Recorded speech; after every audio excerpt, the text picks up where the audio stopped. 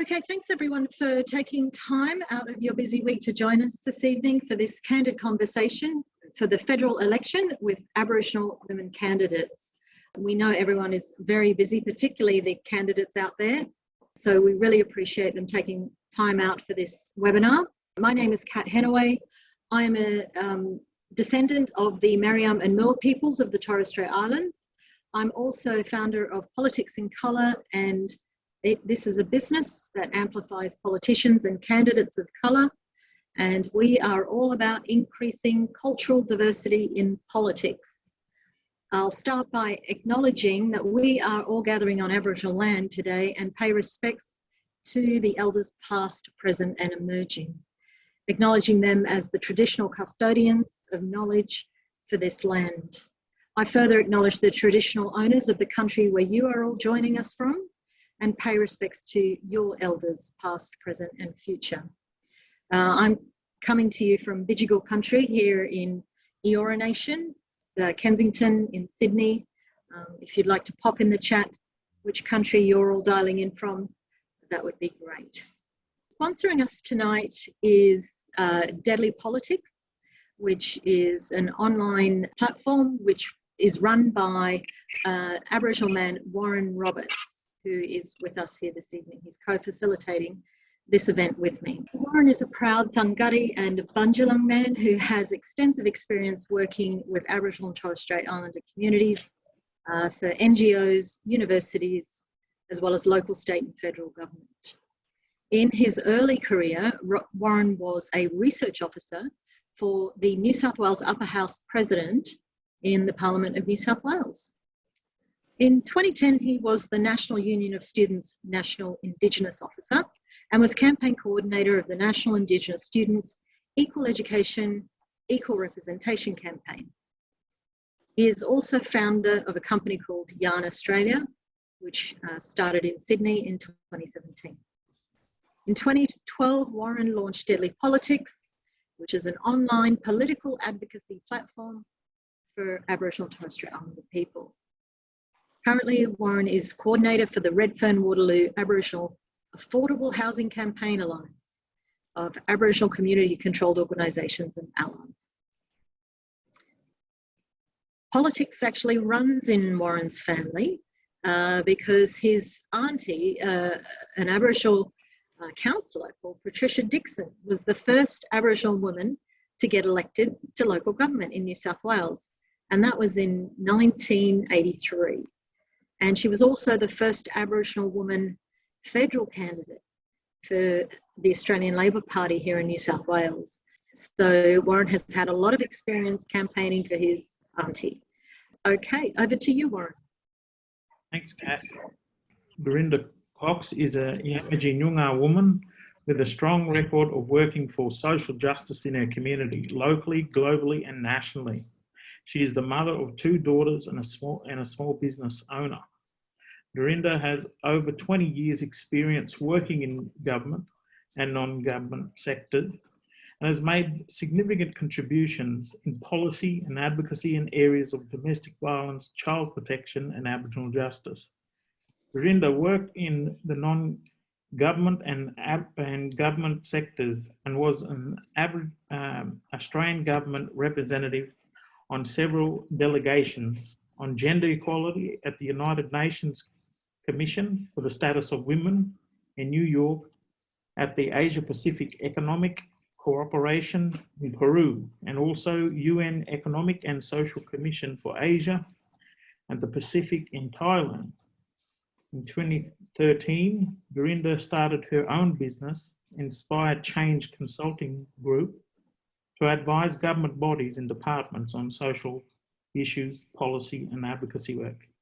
Thanks, Dorinda, for joining us tonight. We'll pass it over to you if you can share us a little bit about your story.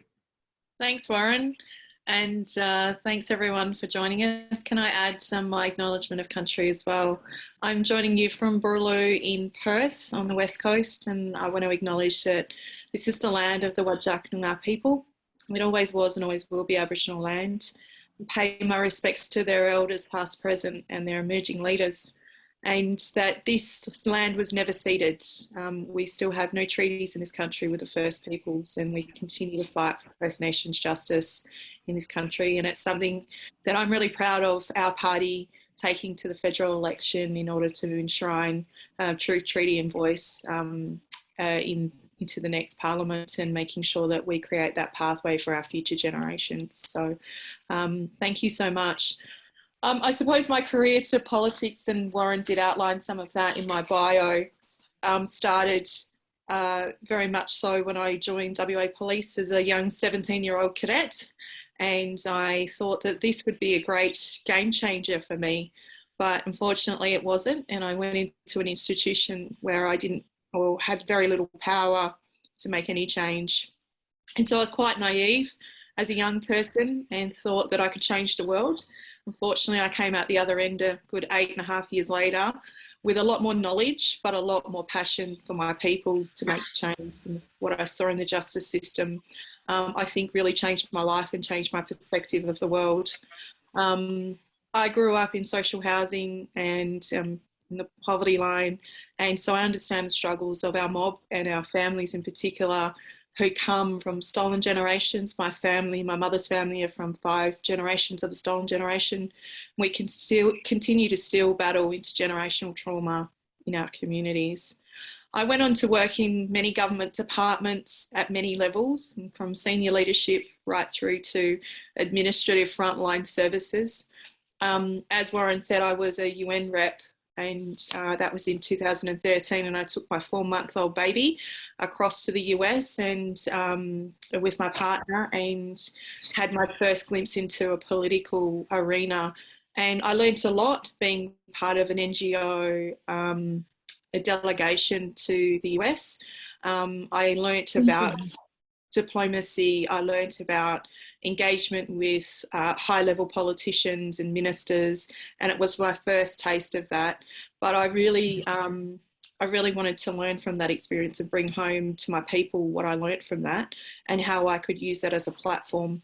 I went on to be only one of 2 Indigenous women that have ever represented at the APEC Forum on Women in the Economy in Peru a few years later, and then into UN ESCAP in the Asia Pacific region in Thailand only a few years ago, just before COVID hit. Being a single mum now and trying to juggle politics as a federal senator, it's always going to have its challenges. But I started my own consultancy business not long after my first daughter was born, because I sort of got very strong-headed and didn't want to work for anybody else. So that was the short of that one. And I think you just grow older and wiser that you can make so much change being outside the system. I knew that the hustle was going to be real and that I had to do a lot of travel. I had to make lots of sacrifices during that time. But I'm pretty much a professional networker, and so the advocacy and the networks that I've had both internationally, nationally, and also at a state level have helped me really foster, grow and nurture all of my political contexts of the things that I want to do in the future. So they've helped me grow as a First Nations woman, but also as a very strong grassroots advocate for my people. So that's my story. Thank you. Thank you very much. Thank you. That's wonderful. I'm going to head over to now our second guest speaker. Jackie is a Kamilaroi and Bigamable woman from St. George in southwest Queensland, and a director of her consultancy business, Connecting to Culture, which provides cultural consultancy services to early childhood institutions, schools and government and NGOs that seeks to improve and build on services provided to Aboriginal and Torres Strait Islander families.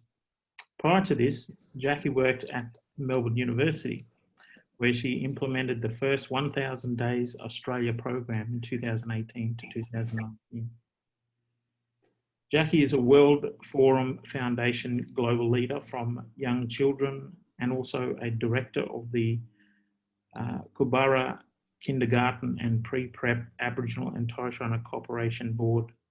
She is dedicated to educating and uplifting awareness of early childhood educators, family support agencies and government departments about the importance of embedding her heritage and Torres Strait Islander perspectives in classrooms and organisations so that families and community members feel comfortable to access appropriate service.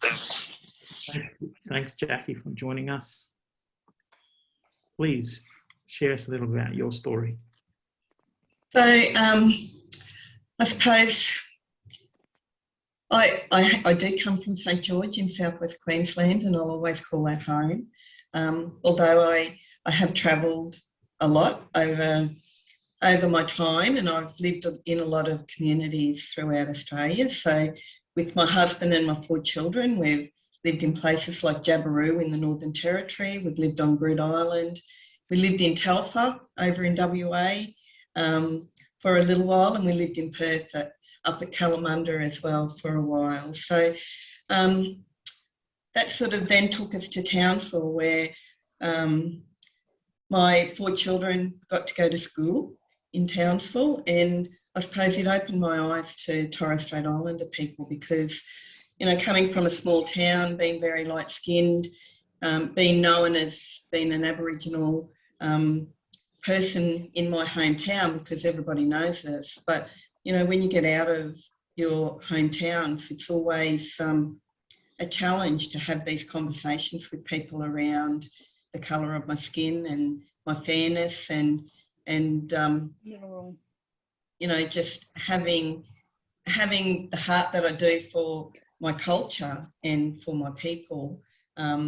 It's become easier to have those conversations and to be that voice and that advocate for our people. But when I got to Townsville and knowing for the first time really deeply about the difference between Aboriginal and Torres Strait Islander cultures, that's probably what has driven me to make sure that educators understand the difference, because often they put us in the bucket of being Indigenous, and, you know, we'll go into those services and they'll have Aboriginal culture displayed in some sort of manner, in some cases not at all, but then the Torres Strait Islander culture isn't there at all. So that's been one of my real passions, is for educators to understand the difference between the two. My career has taken me to education. So I worked with Education Queensland.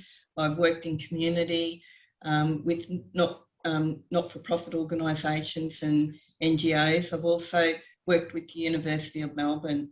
And like Dorinda, I was pleased when I was able to be my own boss, because I felt that I was doing all of this work and creating all of these programs for all of these government organisations and institutions, and they would take the credit for all the work that, you know, we would do, and often they wouldn't follow it through as we really, you know, designed it to be. So our voices would get lost, and so, you know, the programs wouldn't be delivered the way that I'd want. And, you know, then because we've got to stay in community and be with community and still, you know, work in community, I never felt comfortable when those programs never finished properly or they didn't deliver what they said they were going to deliver.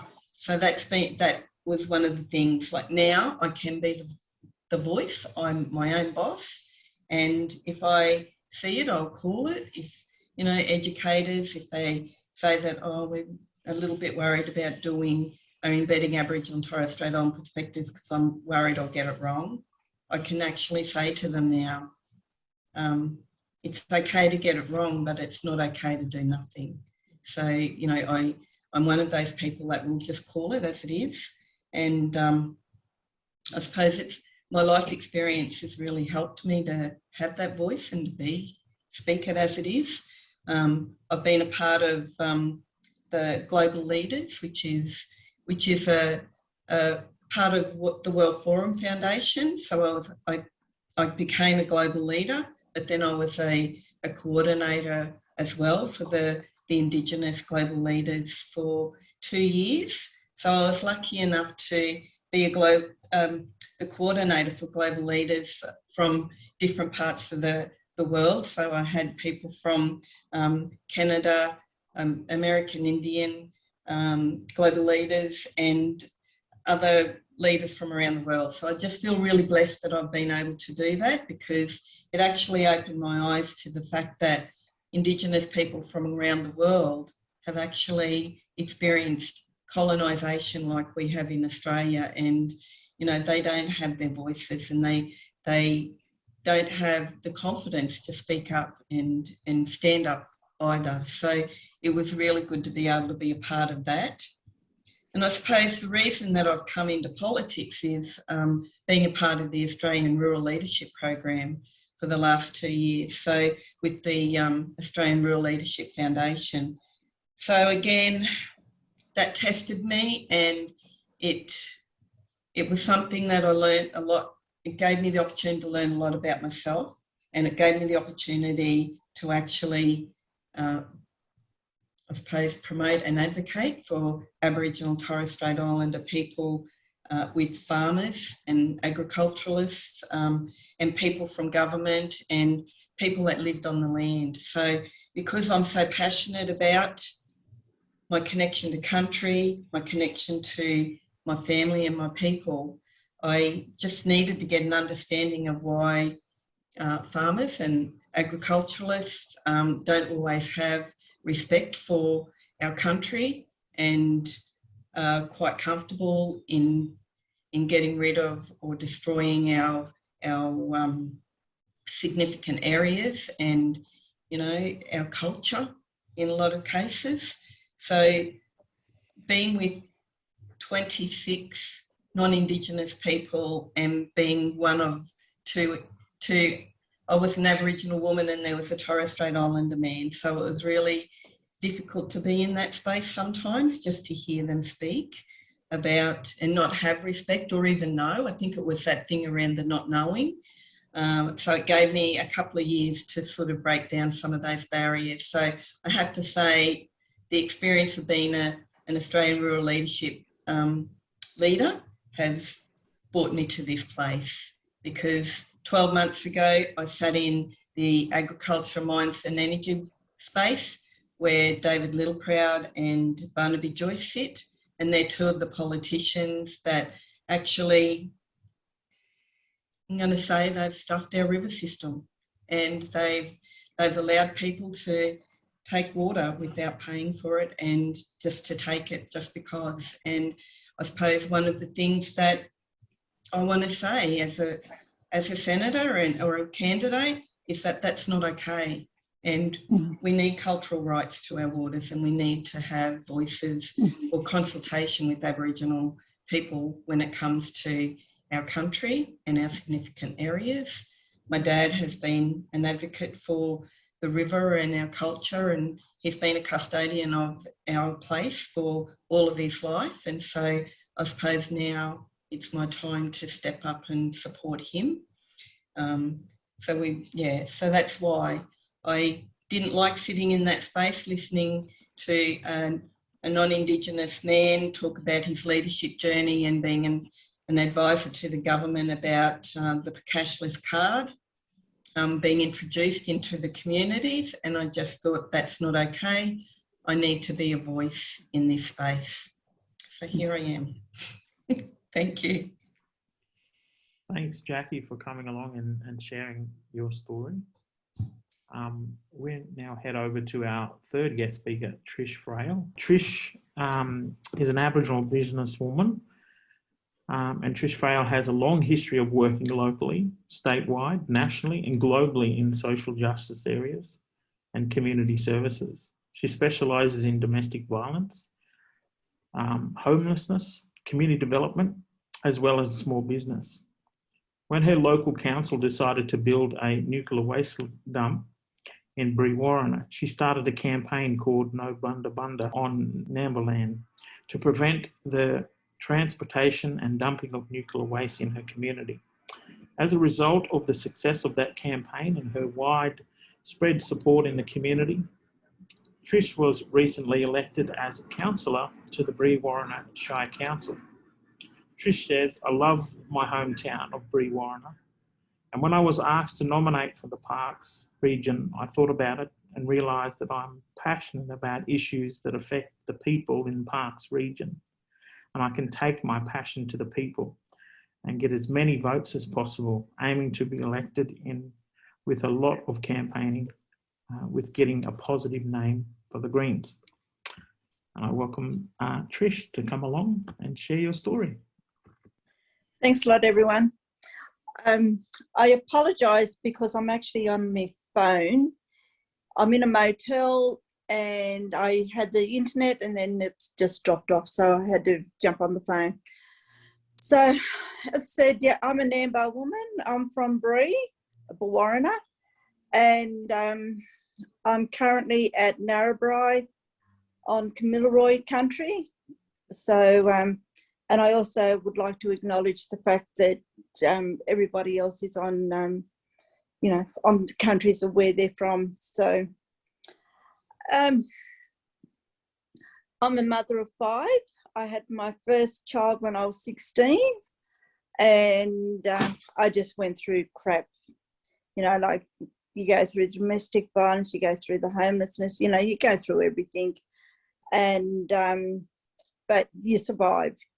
And that's exactly what I done. I survived, and it made me a lot stronger person to the person that I am today.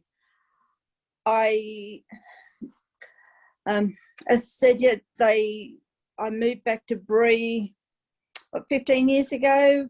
Then not long ago, the council wanted to build the nuclear waste dump, and we had a council meeting, a community meeting, and the council was standing there and they were telling us all these wonderful things that they were doing, and then right at the end of the meeting they said, you know, they were going to be building the nuclear waste dump, and it was like, oh, we didn't know what to think. Or so then somebody said to me, Trish, do you realise that at the moment Brewarrina is known worldwide for the fish traps, and if they ever build a nuclear waste dump, that's all it'll ever be known as. And I thought, no, not having that. I love my fish traps. I love my culture.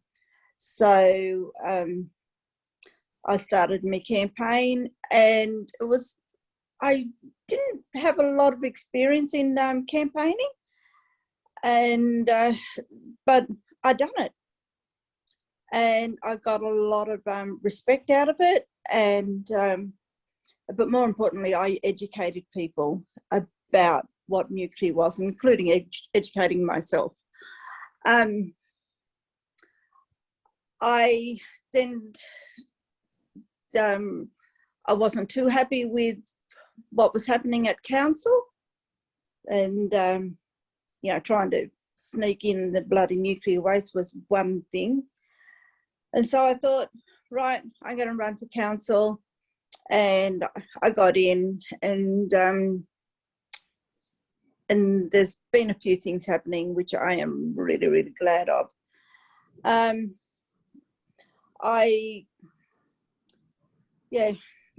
I was asked to do the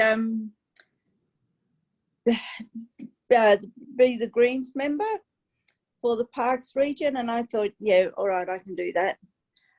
And so I've just been going around campaigning like everybody else, and you know, I just didn't realise how much I didn't know, and which was true. Like I really didn't know anything at all about politics, because if you would have said to me, you know, 5 years ago, Trish, you're going to start getting involved in politics, I would have laughed at you, because there's no way in the world would I have thought of that.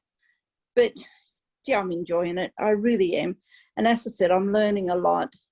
And I'm also teaching a lot of other people more about politics, and the fact that I'm also the first female to put my hand up out here at the Parks region. And it's like, that's a shock, you know, like 2022, and you know, women are still not being recognised, and so it's it's with a great honour that I'm actually representing women. Now, after, a couple of hours before our names were, very tired. We've got another female ghost for the Parks region, and that's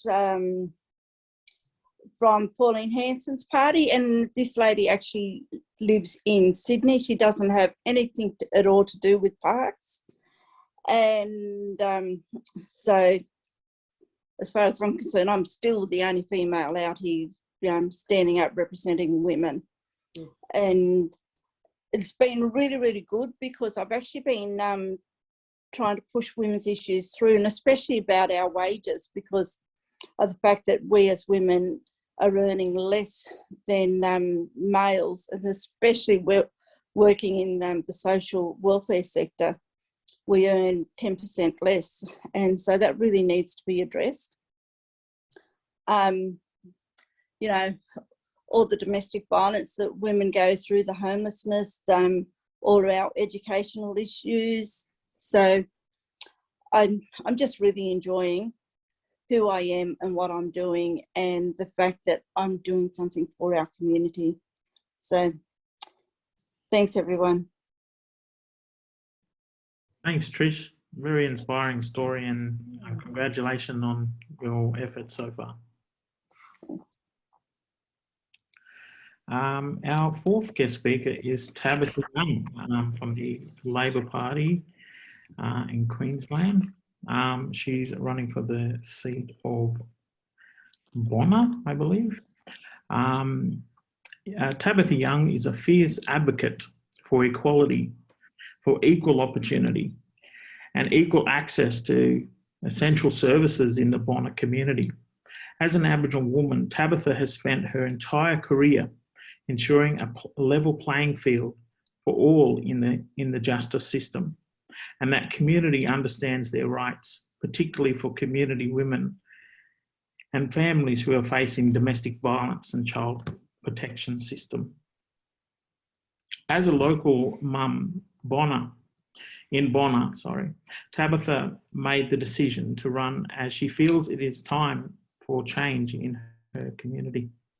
Tabatha sees families are being left behind by Scott Morrison and his government, with growing gap payments and waiting lists for health services, not to mention inaction around critical sectors such as aged care that are crying out for reform after the Royal Commission into Ageing. Tabatha is a strong advocate for community of Bonna and says it's time for a new face for Bonna. I invite now Tabatha to share your story.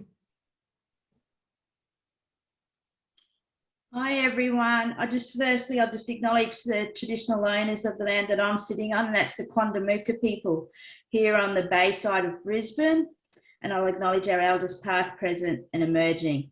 I'd also like to acknowledge Senator Cox, who's online tonight, and what an honour it is to be sitting as being a part of this panel with Senator Cox, who's paving the way for women going into politics. I sit in awe when I come into these panels or sit in meetings with senators, and what an honour it is. First, I'd also like to acknowledge that I'm the first Aboriginal woman to be sitting for standing as a candidate in the seat of Bonna after Uncle Neville Bonna, and that's just a huge honour as well. So thank you. And thank you, Kat, for inviting me to be a part of this panel. My connections are to Chillagoe and Innisfail in North Queensland, and my family is also affected by the government policies of the stolen generation. It's impacted on my family quite a bit. We don't know our direct connections, and I've only been able to trace it back 3 generations, and still not able to get those real links. But Pop was born in Chillagoe. I started my career at a university with the Aboriginal Torres Strait Islander Legal Service here in Queensland. what a pleasure it was to be working for such a service on the front line. And that's my passion, the justice system, and how decisions have impacted on our people.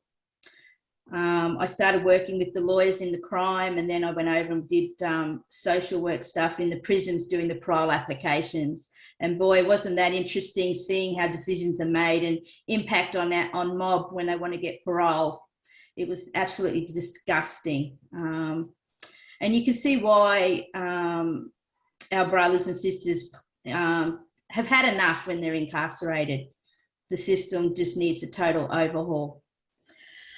In that time, I touched on child protection and DV, but it wasn't until I left the legal service and started going into our ACCOs, working on the front line of the child protection system, that you really get a true insight to how legislation impacts on our mob. And I grew really upset with those decisions in the child protection system. They were just wrong. Then I became a CEO of an Aboriginal family violence service in regional Queensland. And when you see mums and 5 kids being sent from North Queensland to regional Queensland to go to shelter, you really start to see that there's something wrong in the system and the decisions that are being made. They're sent away from country and put in refuge, and then they're reintegrated into another community away from their community. So wrong.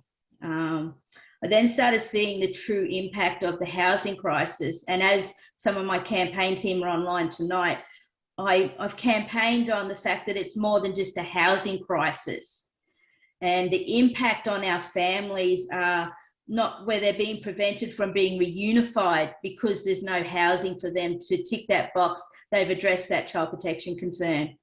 It is absolutely appalling in current 2022 that we don't have enough housing and we can't reunify family because mum hasn't got a house.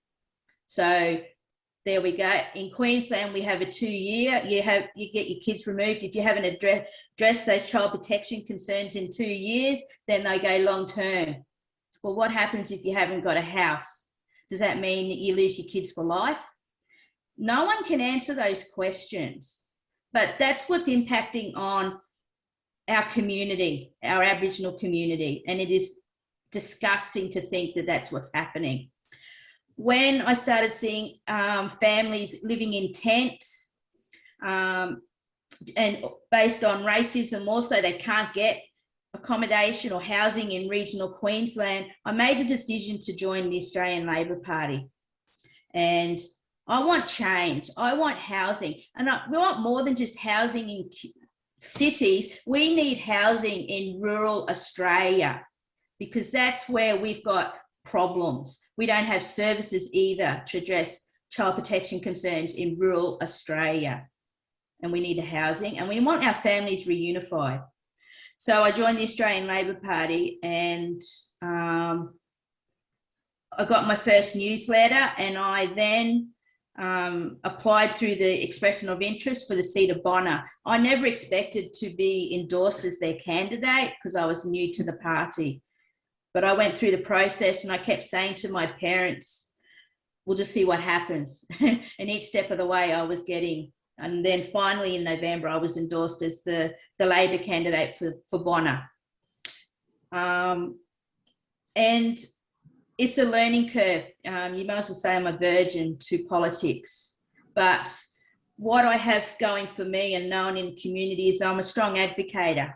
And I will always advocate to my hardest to ensure that the community get what they need, that a client is getting what they need as well. And that's what I plan to do if I win on the 21st, is to advocate for Bonnor, advocate for our community, but also make sure that the voices of my Aboriginal community and Torres Strait Islander community are being heard, and we're addressing the housing crisis. We're addressing the closing the gap targets. We're making sure that government take ownership of their part on closing the gap as well, because we know for a fact that it's hard to get the government to sit at the table and say, yes, we're going to do this. So I want to win on May 21, get down there, and then I can start planning the way for our families and get those, make sure there's a level playing field for them. Thank you. Great. Thanks for coming along and sharing your story. I now pass it over to Kat, who's going to open up a broader Q&A and continue the conversation. Thank you very much, Warren, and thank you to the panelists. Some very, very passionate and incredible women on this panel. I just would like to circle back to Senator Cox. Can you just let us know a little bit more about the story of how you connected with the Greens Party? I mean, were you interested in politics for a long time? Were you a member of the Greens Party? How did that happen? How did you all of a sudden become a senator of WA? Okay, it's a very, very, very long-winded story. I don't know how long people got for that yarn, but let's give it a go, hey? I told this story in my first speech that I visited the Parliament. My mum was working for a government department at the time. I was 17 years old. It was school holidays. And I went into the Parliament on the public tour, and I went through the public gallery, and I, walked the halls and had a look at, Neville Bonner's story. So thank you, Tabatha, for, for talking about Uncle Neville and reminding me of that day. But I also read the Redfern speech by Paul Keating on this day, and remember reading the first couple of paragraphs and thinking, oh my God, this is the Prime Minister who knows my story, and just having this aha moment of, wow, do all Prime Ministers think like this? And is this really how they think, but they actually do nothing? And having that moment as a 17-year-old, and then forgetting about it and going on with my life, and that being a really pivotal point in my career of wanting to have that fire in my belly reignited to make change. And I think when you are born into political circumstances, which all of us are as blackfellas, let's be honest, right? That's who we are. It's by blood that we have that passion for change and the real raw deal that we've had. We want to decolonise and get back to the way we were before. We might not have that, have it all, but we're going to give it a red hot go, right? And that the only way we're going to do that if there's more of us sitting up in the Parliament, because it's a lonely place of the back row in the Senate with me and the other naughty girl from Victoria, Lydia Thorpe. And, we get up to some mischief in the back row, us two. And like Tabatha, I was a member of the Labor Party, and I went to a local meeting here in Cannington, which is the local branch for me. And I remember the Labor member who is now a minister here in Western Australia, who didn't even acknowledge me the whole time I was in the meeting. And I said to him later on, actually, it was funny, after I became a senator, he came up and shook my hand, and he said to me, I think you're closer to Labor than what you are to the Greens. And I said, well, it's funny because your branch was the first one I attended. And he looked really shocked. And I said, if you would have recognised me on that day and saw my political passion and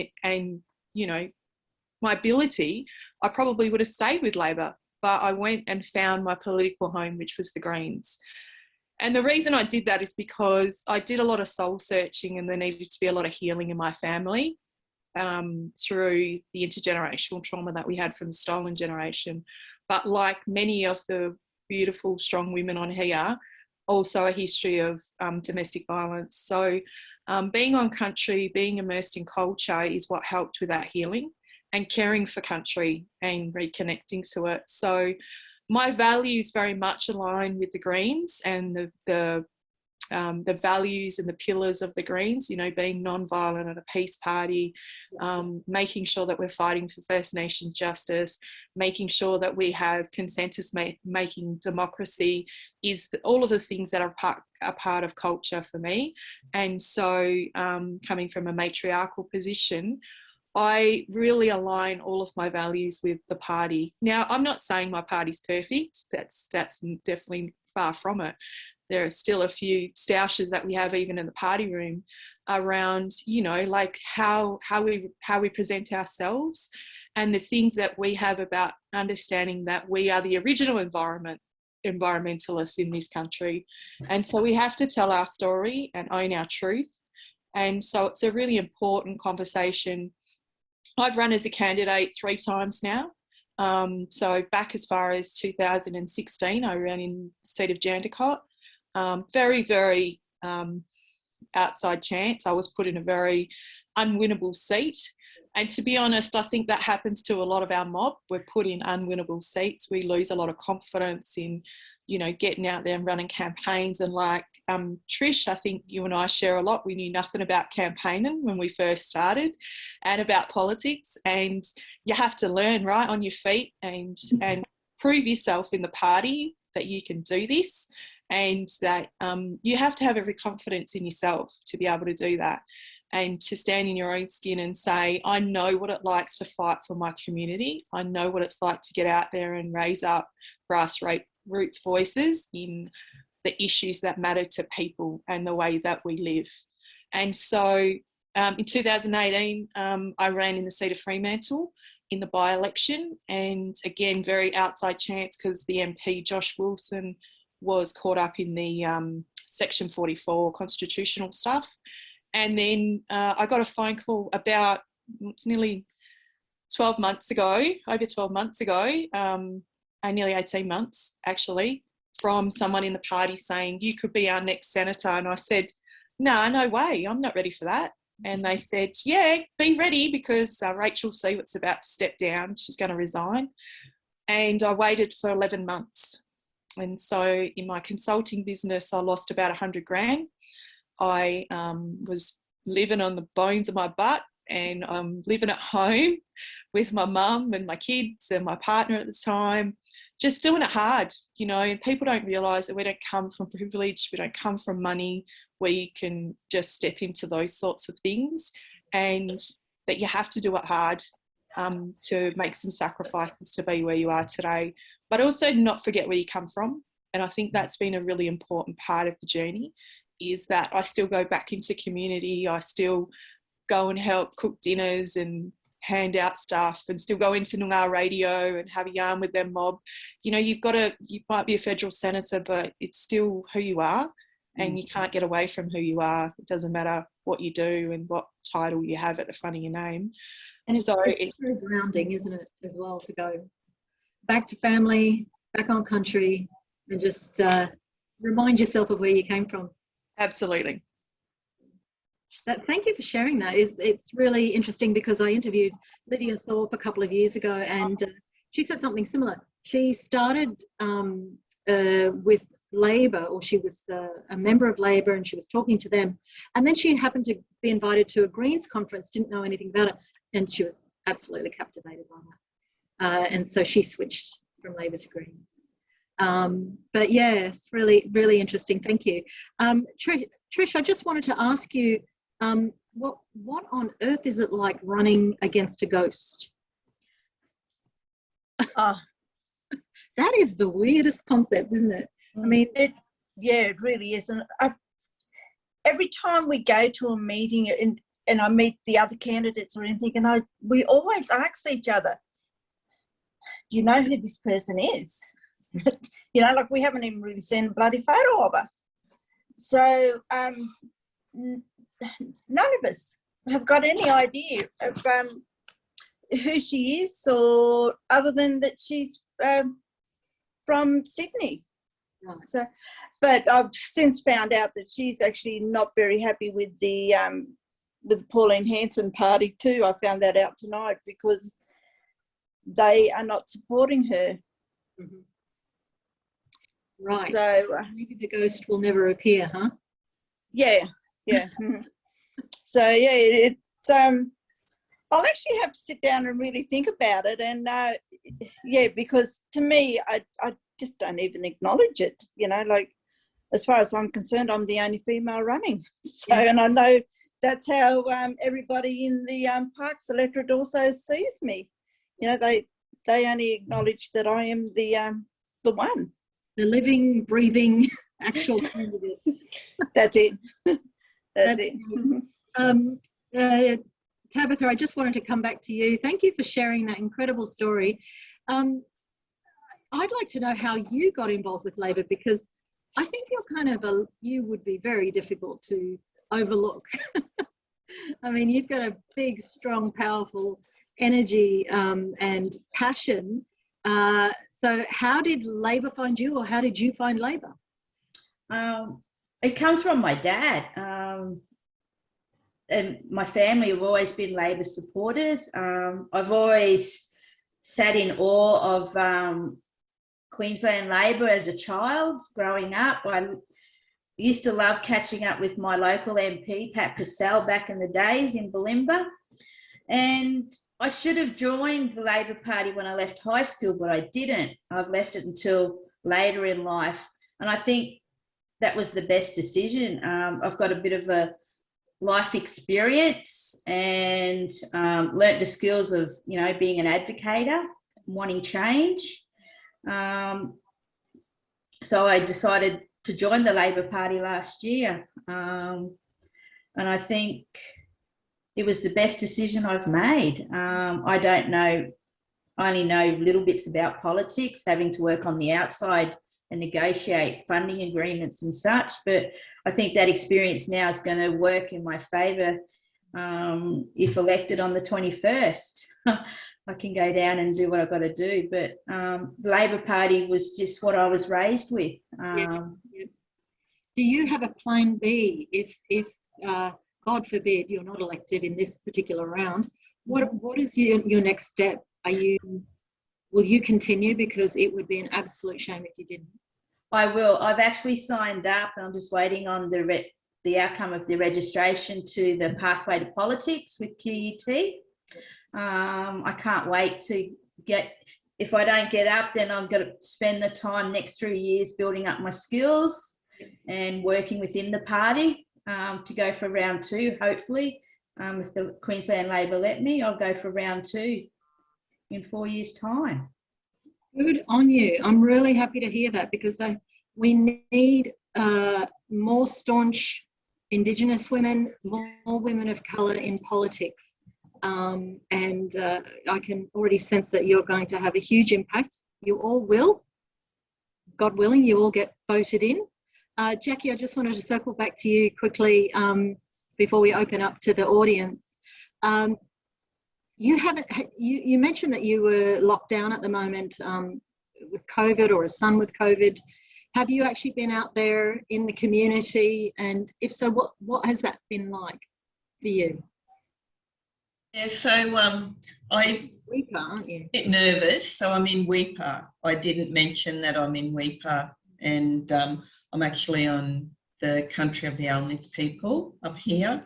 I've been here for 12 months, and yes, my son has had COVID, and so that sort of has stopped me from doing too much campaigning, because I didn't want to go out into community and be, infecting people. But a lot of my campaign has actually been on social media, and I have started. I'm going to go to the polling booth. The pre-polling opens on Monday, so I'll just make sure that I'm there every day next week, and I'll be there all day on Saturday. So it has been a bit of a challenge, Kat, because the party that I'm standing with is also a really new party, so the Australian Federation Party.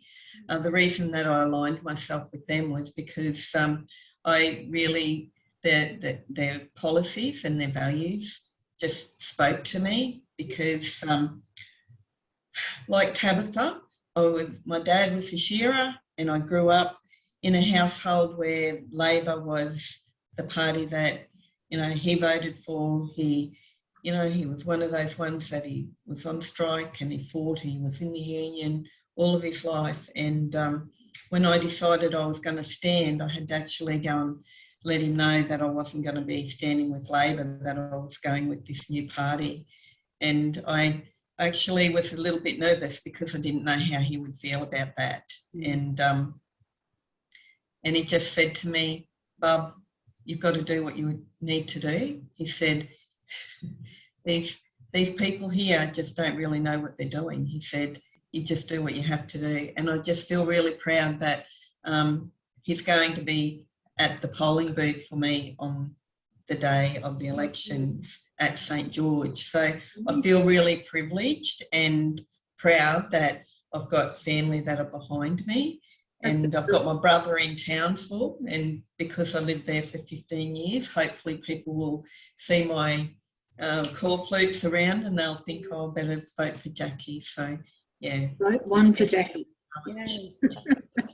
Thank you, Jackie. That's wonderful. I've just put in the chat a link to Pathways to Politics program.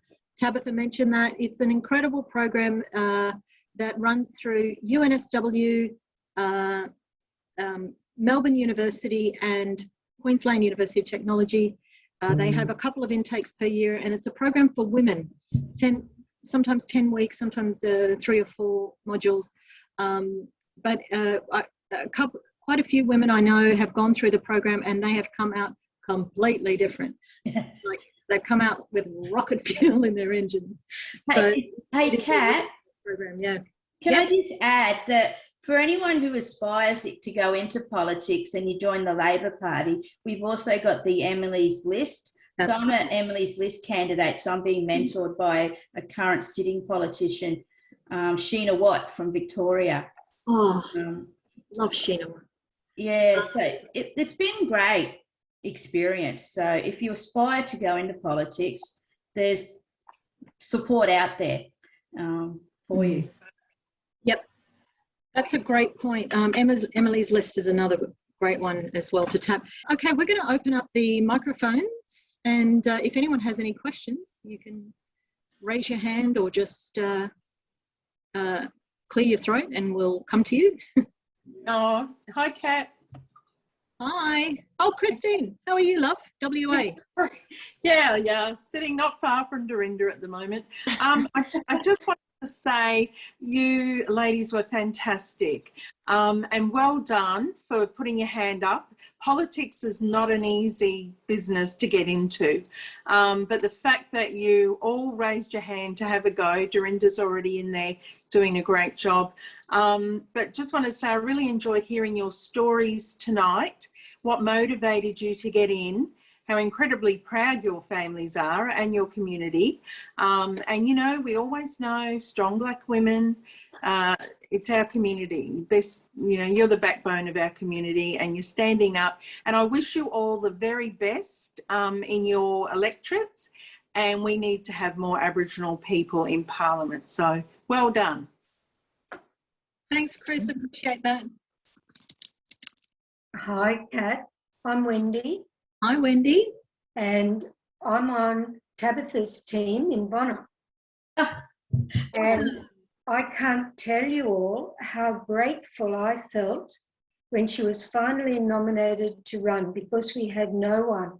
And I know that I was saying for months before, when are we going to get a candidate? We need someone. You've got to find someone soon. And Tabatha's had to pick up running with almost no time to prepare for it or to be known. But I'm really proud to be part of her team. And I do phone campaigning, and I start off by telling her story about what her work experience was, and that she is just being a fabulous candidate and such an honour to be able to work with her. Thanks, Wendy. Yeah, that's anyway, and I'd also like to say to all these other wonderful, strong women that I'm like Tabatha, not very tall, but I've had a very broad experience in careers too. And the biggest part of mine was when I worked in corrective services, Queensland, and started off as an education officer at Sir David Longlands, a tough prison, and then was transferred over to Moreton Correctional Centre and became manager programs. And during that time, I understand totally what you've been saying, and this comes to you, Jackie, that you put up programs that you wanted to see go through and that you'd prepared, and I know the detail of work that goes into it, and then it just doesn't happen. And I'm 80 now, and I look back over these things, and I don't feel shame or anything that a lot of these programs didn't happen. Yeah. But I do feel great disappointment. And when I know that things aren't still at the level that they should be, Yes. I want all of you women to go in and shout at them and say, you've got to do something about this, right? Yeah, there you have it. You have permission from Wendy to get up there and shout about it. Absolutely. Thank you. Get elected and start shouting. Anyone else with any questions? Oh, hi, it's Jenny Lee Carr. I don't know if you can hear me. Hi, Jenny. Yes. How are you? Got a camera. I'm actually running for a Senate seat in Queensland as well with the Indigenous Aboriginal Party of Australia. I'm not sure if people have heard of the party. It's only a fairly new party. Yeah. Jackie has. So, yeah, it was actually really wonderful listening to all those other candidates speak, because I can actually relate to a lot of them on why they're wanting to run for Parliament. I had very similar, I've got a background in health. Yeah. I'm a mental health nurse. So I do see all that trauma, the way that things aren't done, the way that the community are not treated properly. I've also worked in the NGOs. We have a question. And the same thing is to, closing of the gap with health industries, even with the Aboriginal medical services and how they're just not working. Yeah, I think we need more empathy in policy design, more empathy in execution of policies, and more compassion in legislation, right? So That's right. That's right. We have women who have a lived experience of living in marginalised communities.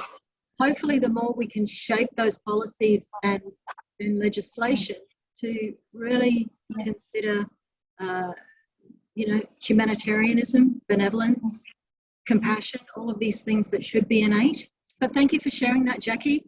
Look, it's 8 o'clock now. Unless there's any burning questions. Glenn Crump, are you there? Yeah, just a quick one, Kat. Thanks again for... Hey, Trish. Yes, I've been out in the pouring rain, mailbox dropping for you tonight. Thank you, my dear. Yeah. My question is for Dorinda. All these amazing First Nations candidates, but what is it like once you get into the corridors of power? Is there bipartisan support from the other First Nations people in the Parliament, from all sides of Parliament, or what's it like for you? Great question, Glenn. And can I say that Lydia Thorpe and I helped to pull back together the Black Caucus. And so the bipartisan, tripartisan support, including the independents, pulling us together and, all getting in one office and having a yarn as mob, not having a yarn as fellas who come from different factions and sides of politics, Yeah. Like we've got to lay down the swords at some point and say, how are we all working together in the inside of this machinery for our people? Because that's what we're here for. If we're here to prop up white fellas on the outside, then that's not who we are. Yeah. And so we've had that really frank yarn. So I have to say that we are all on board with it. I get amazing support from our Labor senators. Pat Dodson and I have a good yarn. Malandieri, Linda, I can pick the phone up to, even Ken. So, I think that there is genuine support for our mob inside for each other. What I think has been one of the biggest barriers of being a candidate has been lateral violence, unfortunately, that's come from outside of that in our community. And unfortunately, that's come from other women. I've got enough work in my office and across the Parliament for every woman on this call to come and do, and fella, because we need as many of us as there can be. And I will open the front doors of Parliament for you all to come and help, because we shouldn't be knocking each other down and running each other down. that we should be helping one another, and I want to see that we do that healing amongst each other. That is a really lovely way to end this session. Thank you so much for sharing that, Senator Cox. If you can make that happen, we will follow you. I promise you. Absolutely. I'll lead the way. Yep, we lead the way and we will get on board. Thank you everyone for joining us this evening. Final week before election, so everybody get out there, either campaign, help volunteer, get out there and vote, and support your local people of colour candidates. Appreciate your time and good night. Thank you also. Thank you. Politics, Warren. Thank you for tonight as well. Come visit if Night, you're in everyone. Canberra. Yeah, you will. Deadly. Night, everyone. Good luck, everybody. Thanks. Bye. Good luck, everyone. Yep.